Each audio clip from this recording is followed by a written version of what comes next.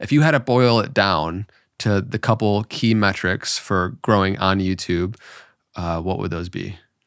First thing I want to say is that the definition of a high quality audience, which I think is what podcasting can create. Podcasting can create a very deep relationship with a high quality audience. That is different for different people.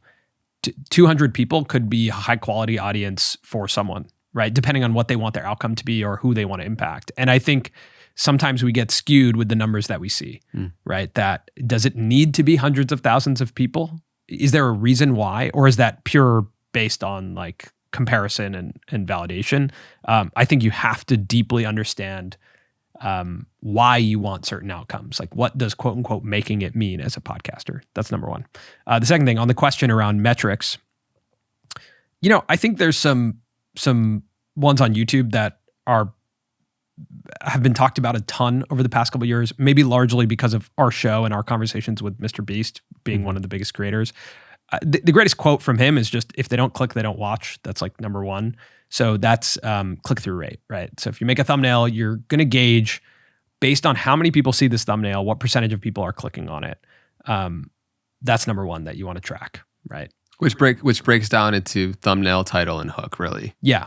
And then when you go from click-through rate, the next thing is average view duration. So you're saying how long, once they do click, how long are they watching? That comes into expectation setting.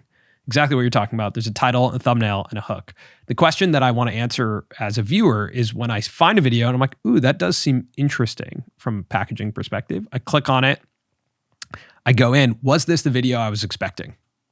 Right? Is the first question I want to answer. That will keep me watching a little bit longer. And then the next thing is, are there unanswered questions that I want the answer to? So the first unanswered question is the packaging, the title and thumbnail, right? We call that an unclosed loop. So essentially, as like a consumer, you look at a title and thumbnail, and if the loop doesn't close, you kind of get curious enough to click on it, right? So Vox does a great job at unclosed loops. They make videos that are like, I don't know, like why this chair was the most popular in 1956. And you're like, what the hell? Yeah, why was that so popular?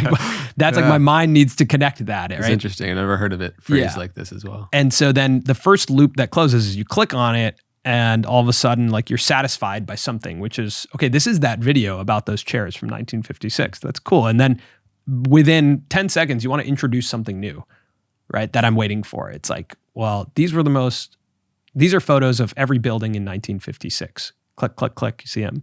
Notice these chairs?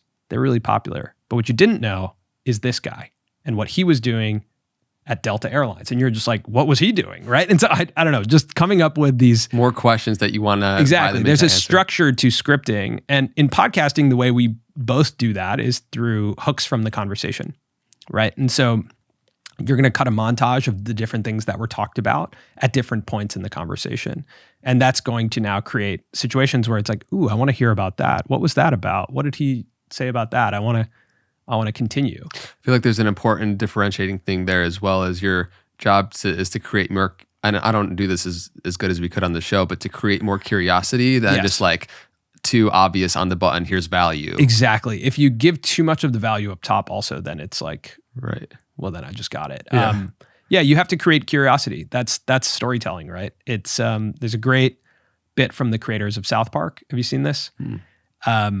They say if your story goes, this happens, and then this happens, and then this happens, and then this happens, your story's terrible, right? It has to go, this happened, therefore this happened, but then this happened, therefore this happened. So if you think about it in that way, your story has to connect to people and create enough curiosity if it's like unexpected twists, right? Of just this happened, but then this happened, therefore this happened. And if you look at even your podcast, your line of questioning, the way you're asking, you can storytell through that. You can ask questions in a way that builds upon that story rather than a fully linear narrative of this. Okay, so this happened, and then this happened, huh? And then this happened, huh? And then you did this, huh? That's not as interesting as this happened, but then this happened. Tell me about that. And therefore that happened, huh? And so if you build that as a podcaster, that's what drives average view duration. Not necessarily any other tricks or hacks. It's just good storytelling is what makes people listen and watch. Yeah. That can be done in the edit. If we're having this conversation and you're like, that part wasn't as interesting as this part, and it was a little bit too linear there, you can move that around. But yeah, approaching it as a storyteller is very important for average view duration. The third thing I think we track from a metric perspective is engagement. And we look at that through the context of comments.